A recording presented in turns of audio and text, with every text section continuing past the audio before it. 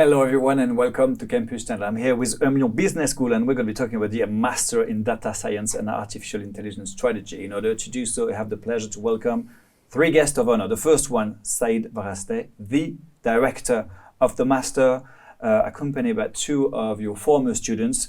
We have Trisha Kumar, hello Trisha, and Alexandre Amate, hello. One from 2024 and one from 2025. Maybe you could introduce yourself a little bit more so that we know who you are. Said, what's your academic background, professional background? Why are you this program director now? Of course.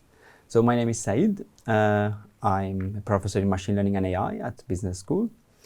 And since October, I'm now the academic director of this master program. Thank you so much, Trisha. What should we know about you? Hi, I'm Trisha. I am Indian, but I grew up in different countries, so a bit of a third culture kid. I studied in the UK and I then did my master's in Emlyon. And yeah, I'm living in Nice now and working there as well. And DJing apparently as well. And DJing apparently. All right. Alexandre? Hello, I'm Alexandre Amate, 100% French, sorry. It happens. Yeah, for the background, I went to an engineering school. And when the rise of ChatGPT happened, I was stunned by the power of the thing. So I was like, okay, I want to do that. I want to learn that. So now I'm here. So here you are. All right. Well, thanks to the three of you for coming. You're all here to answer all of my questions. But first, we'll start with the pitch.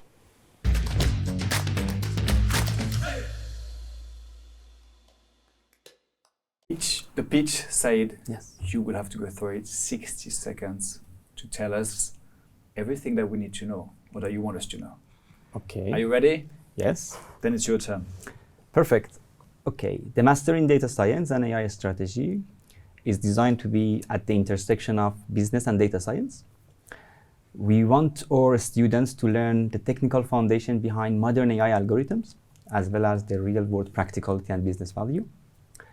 Our program includes core business and management courses from strategy, operations, marketing, and finance. But it also provides a strong foundation in data science, covering fundamental courses from programming, databases, statistics, to advanced topics like machine learning, deep learning, generative models, time series analysis, and AWS cloud computing. As a result, we want our students to not only develop strong strategic and leadership skills, but also gain the technical expertise needed to succeed as a junior data scientist. All right. Thank you so much. It was right on the clock. I mean, like 2 seconds left. Perfect timing. How to get in? That's the question we'll answer through the admissions.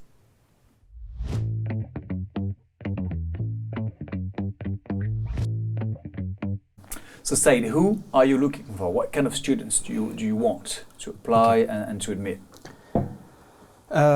Since we moved on to this two-year format, now we have year one and year two master program. So our admission criteria for year one and year two are a bit different. But for year one, we almost accept students from any background, maybe from engineering background or business or management background, even literature. But in year two, we are expecting students who are applying with some knowledge of coding, some knowledge of AI, some prior exposure to AI and data science. But overall, we have a diverse international group of students. Digital tests, something I guess you had to go through. The digital test, any of you? Yes, two of you? Yeah. Okay, great. Maybe you could briefly tell me what it's like, what it is about, and how did you go through it, Trisha? Sure. So I remember we had 3 main tests. So there's like a contextual one where you have like situations and you have to give your understanding of the situation, how you will handle it. So this is more contextual, how you deal with real life business situations.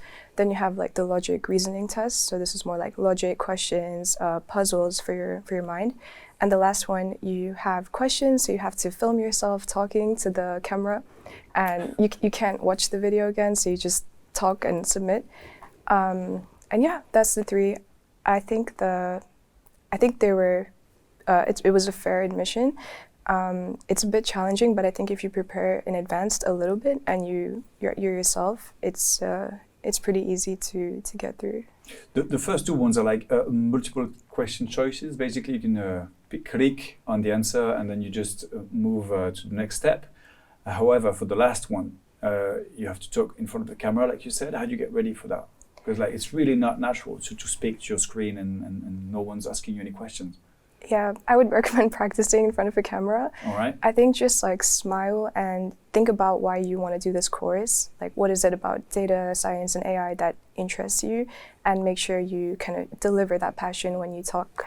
And I think that's the main message. Deliver the passion, Alexandre. How did you get? I mean, which advice would you give? Because like deliver the passion is, yeah, it's probably the idea behind it. But how did you get? How did you prepare for those? Actually, I think that the master does not want to evaluate your skills or anything. They just want to know you. So basically, just answer as yourself what you know, what you want to do. So because the questions are related to that, and so the logical tests are quite okayish, let's say. And yeah, the business thing also is just like the test is to know who you are. All right. Is it going to be reviewed by AI? No. Is it you? Yes. Okay. Me and some of our professors, yes. Could you give me the top 2 things, the top 3 things that a student should not do? Yeah, you just need to keep calm and just answer the questions. This is what I can say. But as Alexandre said, I want to add this. Usually during these evaluations, the only thing that we are looking to evaluate, mostly me and my colleagues, is just your motivation. Why you are applying for this program. You know, when you are entering a field like this, data science, you need to know, you need to have passion for it. You need to be ready for it. Otherwise, after all those assignments, projects, and learning, you will get exhausted. So if you have passion for it, if you know why you are there, we will understand that. Yeah, this is what we are going to evaluate. So your real motivation, is it authentic? Is it genuine? Is it from you? Or is it just because of the hype that you are applying? So that's the main key that we are trying to evaluate. So let's say you were studying French literature. Yes. You're applying at the first year. Yes. We just need to understand the bridge between those two. Yes. Specifically for year 1 students, and this is exactly my suggestion. If you are not coming from engineering background, and my suggestion is to apply for year 1, because you will have enough time, like 1 year, to do the shift, yeah, to adopt. Because in year 1 we have the fundamental courses like programming, databases, data visualization, and statistics, and you have some time on your own to get ready for what is going to come next, yes, in year 2. Because year 2 is just technical courses. And yes, my suggestion is you are coming from a different background, apply for year 1. All right, so that could be maybe the first cliche that we debunked. You don't necessarily need to be an engineer or a coding specialist to apply. You could come from any background. Or what about the other cliche? Let's discover them.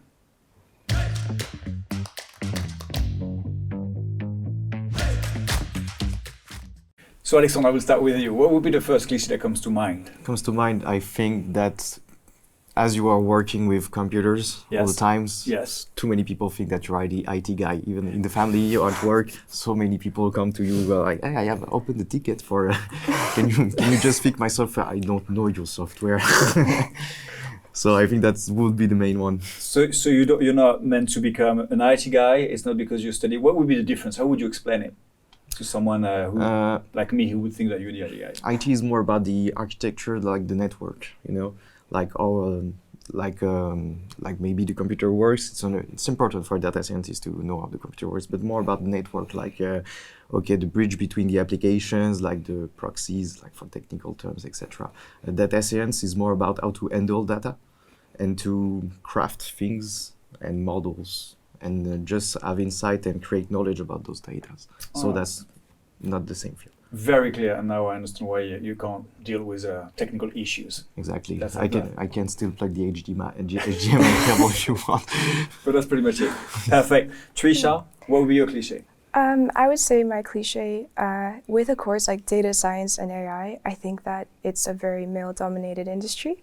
And so sometimes for a lot of women or international women, it might be a bit intimidating, like with the lack of representation in general.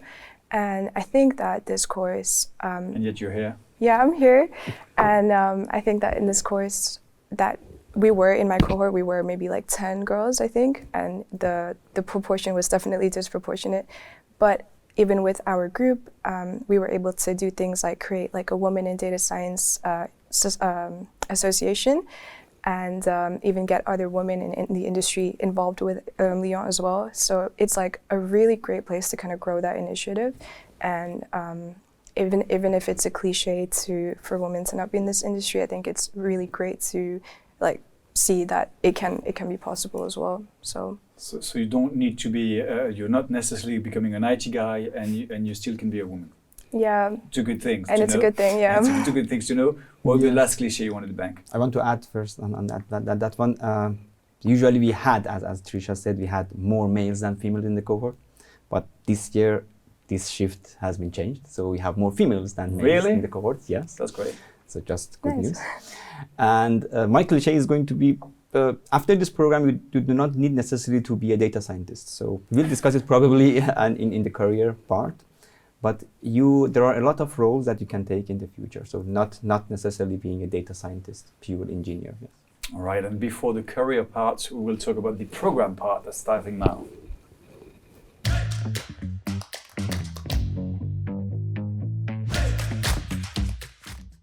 So Said, how do you teach something as complex as artificial intelligence? How do you make it easy for the ones who have no academic background regarding AI or anything that comes to mind when we say AI? What is the method? Good question first. The thing is... They're always good. I'm joking. No. The thing is, we know that we have engineering schools where most of the contents are theoretical and technical. And then we have, of course, business schools, yes. So we try to put this program right in the middle. I can guarantee that all the contents that we are having, like a master in computer science, in terms of technical content, we also have a new program, but less theoretical and more practical. So our pedagogical approach is to teach the students what they need to know, but not pushing them so much on the theoretical aspect. This is how we try to manage it so far. Trisha, did you know to code before applying? I learned how to code on my own, but I didn't have an engineering background. So I was studying more economics. So yeah, coding on my own. All right, and so how was the bridge between that, like the before and after? Was it difficult? Is it achievable? I mean, it is, but... I think the master's, it kind of plunges you into the deep end. So in the beginning, you have this like AI booster course where for 1 month, you're just learning intensive Python, machine learning, statistics. So I think the initial stages, it's a learning curve, so it's challenging, especially if you don't have the background knowledge. But I think the way it's structured, you have to kind of force your brain to adapt to this new environment. And I think that really helped me build the bridge between non-technical and technical. Alexandre, out of those 2 years, which courses grab your attention? The data science class with Said. And are you saying that because he's here, yes, and that he's threatening you if you don't say that? Or? A bit. No, actually it was because like I said, I was really interested to know how like general AI works. I've seen some videos before coming to the master. I recommend Machine Learning, the good channel for deep learning, to know how to do it. And also it was the practical class. So in the end, I think we had a project about data recognition of like with the algorithm. Yeah, you know that okay, this guy is Alexandre, it's Trisha. And so you needed to take a model, make it learn all the people in the class, and then make it like this guy with it. All right, and so you learned how to do that there. Yeah, that's impressive. And apparently, I've heard they've got some inspiring talks and people that would come and give conferences. Yes. Do you remember any of those conferences, or a conference that really has struck your mind? I remember we went to Amsterdam for a week of conferences actually, and that was really interesting because we saw like data science in a different country, so it was like more a different environment. And actually, like one of the people we met there, we ended up doing like a 3-month project with that person. So it was a guy at Bridgestone, and so we were doing something related to the automotive industry, like machine learning for automotive industry. And like that conference with that person and that project actually is what helped me get my internship after. So yeah, I think like that was my most memorable Conferences. storyline. Yeah, obviously it's a great story. Is it the international seminar that you're referring to? Or? Yeah. Yes. Okay, She's and referring to that. is it going to be in Amsterdam also this year? No. This year it was in Munich. Yeah. For next year, we are planning maybe, yes, in Amsterdam or Munich as well. How do you pick the place? We have international, so just for the information for the applicants, we have international terms, which for at the end of year 1 and year 2. For year 1 students, they go to Berlin, TUB, Technical University of Berlin. And for year 2 students, since we want them to go outside this Europe ecosystem and just explore a new business ecosystem, or either North America or Asia, we are sending them to McGill, Canada, in Montreal. But international seminars are different. So each year we are organizing them across Europe. So in Lisbon, in Amsterdam, in Munich, in Stockholm. So the reason that we're choosing this city is because most of them are known for hub for startups and tech companies. So because we want during these visits, we want our students to visit these companies, having good talks, getting some information from them and learning from them. Which life lessons do you want to give your students? Life lesson? Yeah, life lessons. Like apart from all the academics that we mentioned, they will know how to code. They will be great IT guy. No, I'm sorry. They will be great AI architects. Life lesson. So I'm giving them a life lesson. Even maybe also helpful if they want to choose this program. Do something if you like it yourself. If do something if it is really stemming from something from your experience. Yes. For example, if you are applying for a master program like this, make sure that you are doing it for yourself. You are not doing it because of the hype, because your parents ask you to do it. So do everything because you have passion in doing it. Trisha, I just saw you nodding and be like, yeah, that's very true. Is that what you've learned there, or have you learned something else? Personally, I mean. I agree, because I think there's times in this course that you're going to be really challenged. And so I think like one of the things I learned from this course is actually how to learn and like how to approach those challenges. Because I remember there was times with my friends, we were like, after class, completely lost. We didn't know what to do. And so we have to like sit together, like brainstorm, watch YouTube videos together, understand like what this machine learning model means. And like that kind of collaborative environment is like, you need to have some interest in what you're doing to be able to understand and be willing to understand and be willing to learn. So that's why I was nodding. That's a good point. Alexandre, has there been any point, like Trisha, for example, mentioned several times that where you felt lost during these 2 years, or was it like just what was really challenging on your journey, your academic journey? Sometimes the schedule was a bit harsh, but now it's fixed because the format of the master changed. Because our cohort was like in 1.5 years. All right. So it was really compensated with all the coding learning for the people that didn't know how to code with the AI booster thing. So yeah, sometimes we had too many projects at the same time. Now the problem is fixed. Yeah. Have you written a professional thesis? Mine was how to use AI in a collaborative environment to boost it, And basically. Brief answer. How? How?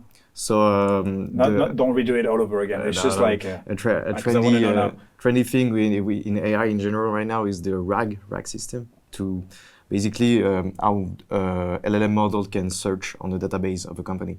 So that's something that every company is interested in. So that was on it, and how to like have this kind of human machine interface in a collaborative way, like the human use the AI to enhance his work, but the enhancement of the work also enhance the search, because the paper, like all the documents, will be better actually. Obviously, yeah. And how has Emlyon helped you achieve that thesis? How has it helped you? Actually, again, were you on your own? Again, all right. So there's a strong connection between the two of you. That's nice. He was my tutor. Also, Emlyon not only helped me to write these things, so with the help of Said, because he read it like 10 times or something and told me like, okay, you should adjust that. In the end, I had a really good grade. He also helped me to find the internship and find the job, so find basically the thesis. All right. Is there anything you want to add on how you pick a tutor for the thesis? Is that always you, or could it be someone else? No. They are free to choose their tutors from our faculty members. So if they want to work on something technical, like for example, Alexandre chose to work on something very technical, so they can work with professors who are more technical, like me. Or if they are interested in working on less technical projects, more from the business side, then they can choose professors from their school, so from any faculties. All right, and after the professional thesis, they will have to go in the real world to get a work. Which one? That's after.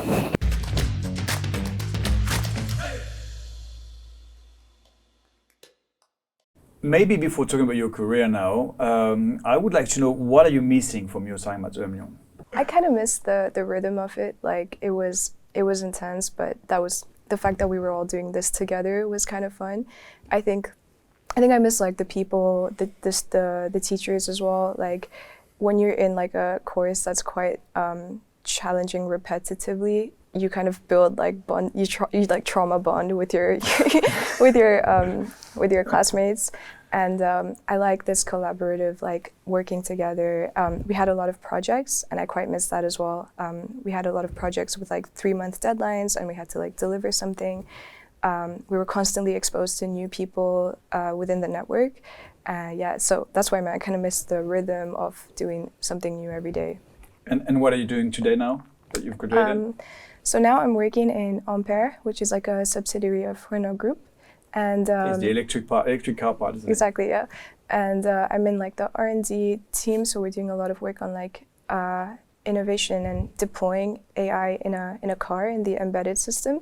So I'm working on things like computer vision and federated learning, and making use of like the cameras in cabin and outside to try create some like face detection models, or like when the driver is falling asleep, things like this. So AI embedded in the car. Is it safe to go in a self-driven car or not? Oh, it's a good question. I mean, you're the expert. I mean, for now, I would say let's wait. Let's wait a little bit. Right, okay, we should say that to Landon, and then you taxi them. And what are you doing now, Alexandre? Right now, I'm working as an AI architect and automation engineer at MayaSpace. Okay. MayaSpace is a subsidiary of Ariane Group, so the rocket launcher. Great. And basically, the goal of MayaSpace is to allow Europe to have access to the reusable launcher market, so like SpaceX, but in Europe, but for smaller satellites, not constellations. And which role do you play there? So basically, after my internship, I took a data science post at the data AI crafter, like they say. All right. Basically, I'm in charge of the AI network and architecture. So I've crafted it like from scratch with the servers, etc. So I'm saying I'm not an IT guy. Now I have so much knowledge about IT. So that's why I can say that I'm not after the master, but now right now I'm in between. Well, you made the decision. Yeah. The master didn't prepare you for that. How has Emlyon helped you achieve your professional goal? I mean, what wouldn't you be, or how has it helped you? Maybe I will start with you, Alexandre. How has Emlyon shaped the career that you have today? I think like all this master give you all the basic like I said, fundamental stuff about AI and just like that data. How does it work? Like what's behind the models? Because it's easy to say that it's AI, it's magic. It is. To me, it's a bit magic. Yeah. To me, it is magical. See, but if we speak like a half an hour or something, you will understand that it's not magic. So it can help you like in 15 minutes, maybe tops. Yeah, but you've used many words I'm not sure I understand from the beginning of this interview. So maybe I'm not so sure about that. No, but basically, it gives you all the strong fundamental like statistics and mathematic background to understand the model. So it's take it or leave it. If you like say you're not obliged to be a data science afterwards, but you can. So you basically will have all the knowledge to understand like how the AI environment works, what's inside or not, and how to interact with it. Do you have any partnership with big names? Yes, because we were discussing it exactly before the interview. So we have an advisory board. So we usually have it because we are asking professionals from the industries, helping us on our content. So how we can improve our content, which courses we need to include, because this AI field evolving every year. It's changing very rapidly. Every minute, yeah. Yes, so you need to adapt. Otherwise, you will be the way I was teaching AI 10 years ago is now different from the way I'm teaching it today. Yeah? So we need those advice. So what we do, we are asking the head of AI science, AI lab from Schneider Electric, the head of AI engineer at AWS US, Amazon AWS US.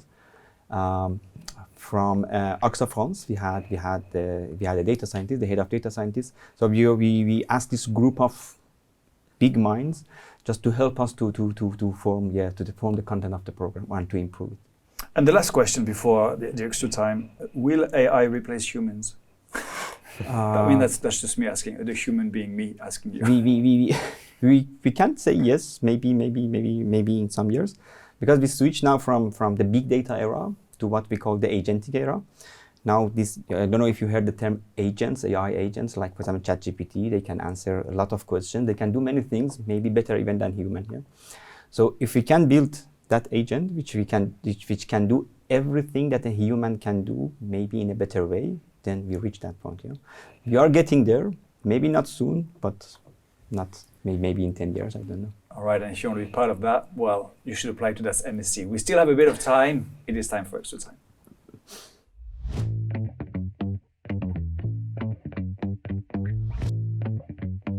Extra time is about adding something we haven't said, or maybe highlighting something we've mentioned already, or anything that comes to your mind. I will start with you, Trisha. What would be your conclusion? I would say my conclusion is that I think this was a really promising course, to be honest.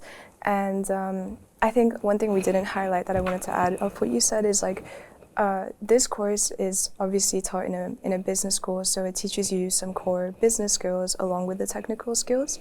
And like, for example, we were doing those like Python courses, but at the end of the course, you're forced to like present your work each time to your classmates. And like this basic presentation skill, it forces you to make sure you're able to like explain complex work that you're doing, because data science can get complicated, but it's like how you talk about it and how you explain it to people is where the skill really lies. I think I still use that a lot in my current job. And so I think that's something that's very interesting about the fact that you learn both these soft skills and technical skills, and they pair pretty well together in the real world. Very clear. Thank you very much for that precision, Tisha. I mean it. Alexandre. Yeah, I was wondering before that you said something interesting at the beginning. I hope I said many things. But one of the many things interesting. Yeah, thank you. So, you took the example of the bridge between someone that has learned literature and want to go to Yes. data science. The thing is, data science is that like the know how to handle data. So you have data in everything. Basically, your DNA is data. Yeah, true. True facts. And so basically someone that can be really interesting for someone that have done literature to use AI to understand more about this literature. Basically, that's how ChatGPT works. So you can come from many fields, like any field, and be interested in data science, and data science has a purpose in any field. Thank you. Thanks, sir. That was great conclusions. I don't know how you're going to put up with that saying. But I can add to that, yes. Yeah, as I said at the beginning, in the stereotypes, you don't need necessarily to be a data scientist after this program. Yes, so there are a lot of roles that you can take: AI strategist, AI project lead, maybe business analyst. Yeah. So what I want students to know that in the future, if you want to work, we have in many companies we have the business team, and now we have the data science team. Either you decide to work in the data science team or the business team, or but you can be in the middle. Yeah? So for example, AI consultant or AI project lead who take all the communication between the two teams. But you are someone with the knowledge of AI, with the knowledge of how things can be done actually. Yeah. So you will be a better consultant. You will be a better project leader, you know, if you want to work in this field of AI and as a consultant.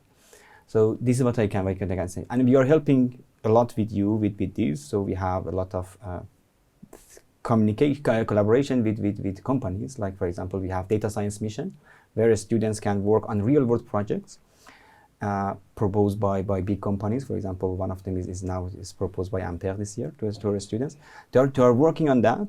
So not only they are learning how things can be done in real world, but they will learn teamwork, they will learn how to work together, they will learn how to learn together. So we are also helping with you on that. Thanks, Said. Thanks to the three of you for answering all of my questions. Thank you so much. If you're looking to build a career at the intersection of data, AI, and strategy, I believe this master is made for you. Thank you for watching. I hope to see you soon.